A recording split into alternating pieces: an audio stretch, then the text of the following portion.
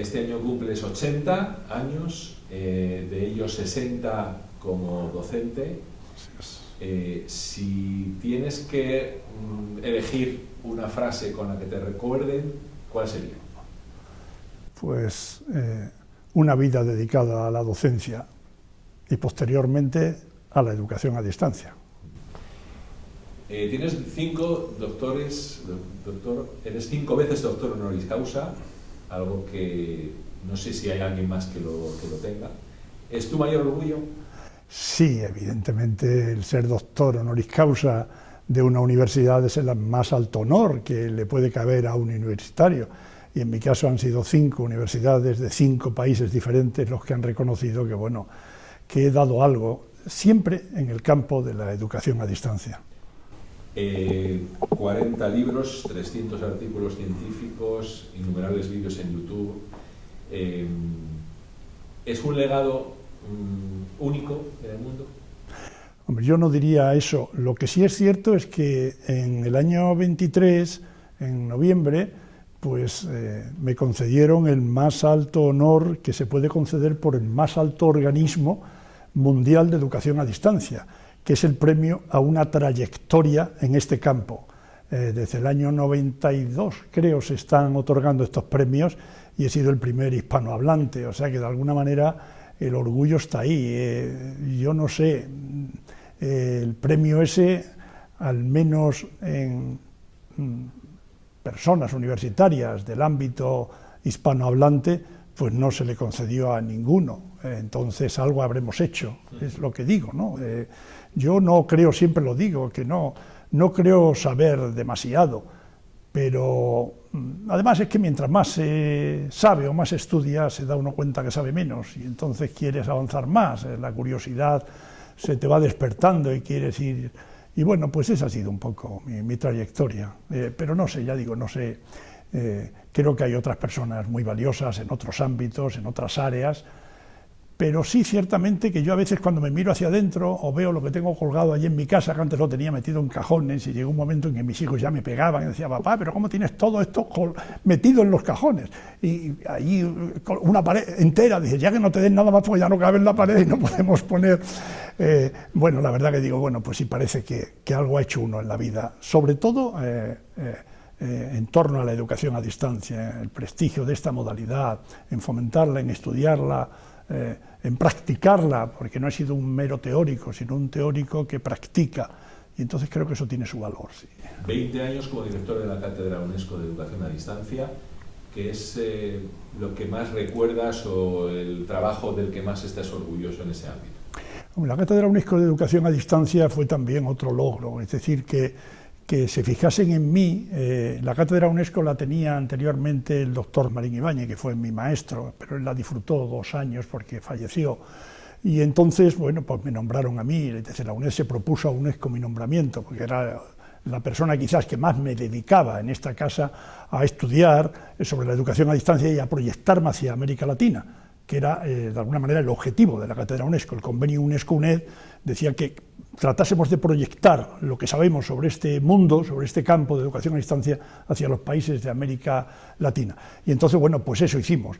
Al principio con ninguna ayuda, después, pues al año o 2 años ya empecé a tener una ayuda de un becario, pero han sido muchos dientes de sierra en cuanto al apoyo que hemos podido tener para el desarrollo, pero yo creo que se ha hecho una labor espléndida de cara a tantas universidades de América Latina. Yo me siento orgulloso porque de alguna manera se ha llegado a reconocer más a la UNED por mi propia labor, que han sido siempre enfocada a aquellos países donde he viajado siempre que he podido, no todo lo que les hubiese gustado a ellos, porque las invitaciones siguen siendo constantes, pero sí, la Cátedra UNESCO de alguna manera ayudó a lo que yo ya venía haciendo, porque antes de tener la Cátedra UNESCO yo ya trabajaba en ese campo y ya me proyectaba hacia América Latina, pero la Cátedra UNESCO de alguna manera fue definitiva y han sido, pues eso, 21, 22 años dirigiéndola, y es un orgullo haber tenido la titularidad, la dirección de esa cátedra. Y ahora sigo siendo presidente de honor de la misma, porque el rector de nuestra universidad se empeñó de que yo no la podía dejar. Digo, pero es que ya estoy jubilado, ya he terminado mi contrato como catedrático emérito con la universidad y yo ya, bueno, pues no, tienes que seguir ligado y tal. Bueno, total, presidente honor. Y ahí sigo, pues de alguna manera, apoyando. Yo dije que cuestiones ejecutivas no quería ninguna, pero que bueno, que ahí estaba para apoyar en todo lo que fuese necesario, y mis relaciones con la actual directora titular, la doctora Ángeles Sánchez Elvira, pues son excelentes, y entonces, pues bueno, todo va muy fluido y muy bien. Hablamos de educación a distancia. La UNED es una institución pionera en España, casi, me atrevería a decir, casi en el mundo. Desde el año 72 a ahora, la educación a distancia ha cambiado gracias a las nuevas tecnologías, que ha hecho más fácil el proceso de estudiar sin asistir a clase. ¿Cómo has visto esa evolución de recibir materiales en casa a ahora que todo el acceso es inmediato a la docencia? Sí, en el proyecto que tengo entre manos, que son publicaciones de entrada, que no sé si hablaremos después algo de ello, precisamente ya he dedicado una entrada a la UNED como institución paradigmática en este campo, y también he hablado de lo que es la historia de la educación a distancia, desde la enseñanza por correspondencia a la inteligencia artificial. Quería quizás hacer una anotación que se ha puesto pocas veces de relieve. Lo tengo publicado ahora en las entradas estas que estoy elaborando en este nuevo proyecto. Y es que la UNED fue, en mis estudios no he logrado encontrar otra, la primera universidad a distancia que en su denominación llevó estas dos palabras de educación a distancia. Esto no es baladí, creo que es muy importante, porque desde entonces, desde los inicios de los años 70, se empezó a utilizar esa conceptualización de educación a distancia en lo que, bueno, otros denominaban de otra manera. Hay multitud de denominaciones ya en aquella época, y ahora, por supuesto, pues con el e-learning, la virtual, la digital, etcétera, etcétera. Bueno, pues Universidad Nacional de Educación a Distancia, esa educación a distancia fue la primera, la nuestra. Y entonces, bueno, pues nuestra universidad ha ido evolucionando conforme las tecnologías se han ido poniendo a disposición. Lo que pasa es que aquí, claro, no podemos desligar nunca la tecnología de la pedagogía, pues la tecnología nos puede proponer muchas cosas, pero sí hay que saberlo utilizar dentro de unos diseños pedagógicos adecuados. Si los diseños no están bien hechos, de nada vale mucha tecnología sofisticada, por muy maravillosa y sofisticada que sea. Yo creo que tienen que ir unidas la tecnología y la pedagogía, pues para dar estos resultados. En la UNED yo creo que se ha intentado hacer. Yo he ido viendo la evolución de la UNED, que me hubiese gustado, que hubiese ido más deprisa aún, pero yo creo que ha ido dando respuesta según las distintas etapas, y ahora, pues bueno, metidos en este mundo digital, en este mundo de la inteligencia artificial, creo que se están, yo ya un poco más desde fuera, pero bueno, sigo estando informado de lo que se hace en la casa, bueno, por lo menos de parte de lo que se hace en la casa, y creo que se está queriendo dar respuesta a esto. Y yo ahí lo que apostaría sería porque en serio se tomasen desde el equipo rectoral de la casa una decisión de lo que sería un cambio del modelo metodológico inicial de la UNED, que ha dado unos resultados espléndidos, sobre todo con la maravillosa red de centros asociados que tiene esta universidad. Pero yo creo que hay que adaptarnos al nuevo mundo. Todas las profesiones se tienen que adaptar al nuevo mundo, porque esto es revolucionario auténticamente, y el que no sea consciente de ello, pues mal va. Entonces, yo creo que la UNED tiene potencia para dar respuesta a todo ello y seguir siendo, pues, lo que yo he dicho en esa publicación sobre esta universidad, un centro paradigmático en todos los que se quieren mirar o quieren hacer algo en el ámbito de la educación a distancia. Hay una paradoja terminológica, podemos decir, ¿no? La palabra distancia indica lejanía, pero a su vez educación a distancia lo que hace es acercar la educación a gente que no tiene capacidad o que vive en unos sitios en los que no hay una universidad presencial cerca. Es curioso, ¿no? Esta paradoja terminológica, la distancia, sin embargo, acerca la educación. Sí, lógicamente muchas veces cuando se trata de despreciar a la educación a distancia, pues habla de esto, de la soledad del alumno, de la lejanía y de estas historias que son, eso es, historia, porque vienen desde el principio y se sigue todavía quizás, ¿no? Bueno, realmente, y sobre todo hoy día, ya en tiempos, en el caso de la UNED, con los centros asociados, con la correspondencia, el correo postal que se tenía entonces, los cuadernillos de evaluación, los casetes, los vídeos, ya con aquello realmente había una relación con los estudiantes. Evidentemente nuestros centros asociados son un tesoro para toda esta cuestión. Pero lo que ha ido evolucionando en cuanto a la cercanía, en cuanto a la relación, hombre, ahora mismo es que esto es indiscutible.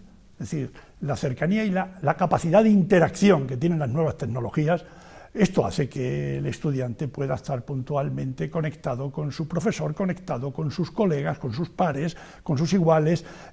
Realmente la base de... Yo defiendo mucho en una teoría que vengo planteando desde finales de los 80, que la denomino teoría del diálogo didáctico mediado, y lo que defiendo es precisamente en mi planteamiento teórico sobre la educación a distancia, es que esto es un diálogo, sin comunicación no hay educación.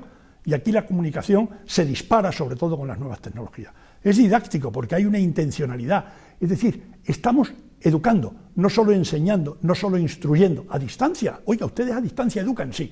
Nosotros educamos, formamos a la persona, que será un excelente profesional. Esto es diálogo didáctico, intencionalidad, queremos que se logren unos frutos, unas competencias, unos objetivos, y mediado. La mediación es base en todas las propuestas de educación a distancia. Tiene que haber unos medios tecnológicos y cuando las instituciones no evolucionan en función de lo que las tecnologías nos van brindando, al principio pues era la radio y ahí nos quedábamos. Claro, hoy la radio sigue siendo importante, pero digital, es decir, ya la aprovechamos desde la perspectiva digital. Igual diríamos de la televisión y de los demás medios. O sea que de alguna manera lo de hablar de lejanía, distancia, porque la distancia es abarcadora de todas las otras denominaciones. Es decir, si se profundiza en el ámbito teórico, que a mí me ha gustado hacerlo, pues realmente lo que observas es que esta denominación de educación a distancia es abarcadora de todo lo que supone e-learning, educación digital, educación virtual, educación online o aprendizajes, porque el término educación abarca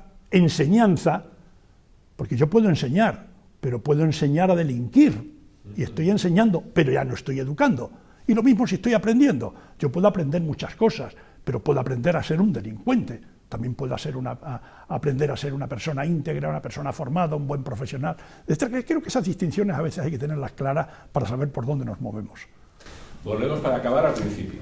Hemos hablado de tu trayectoria, larguísima y muy exitosa, pero una trayectoria que no ha acabado, que sigue siendo un proyecto actualmente. Cuéntanos un poco cómo es. Sí, bueno, yo salí de la universidad y sigo dirigiendo la revista Iberoamericana de Educación a Distancia, que ahora mismo está en el top superior de las revistas científicas en este ámbito. No han querido que me desligue de ellas, desde la IESAD, que es, aunque la revista se ubica en el sitio web de la UNED, pero de alguna manera la editora es la IESAD.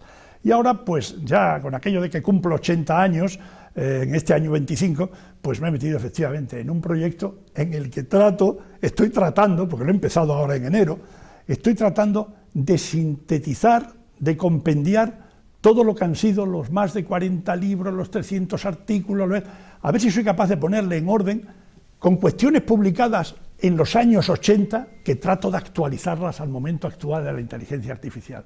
Y yo creo que puede ser muy bonito, pero claro, la apuesta mía es un proyecto con unos 8 módulos y unas 100 entradas en el blog.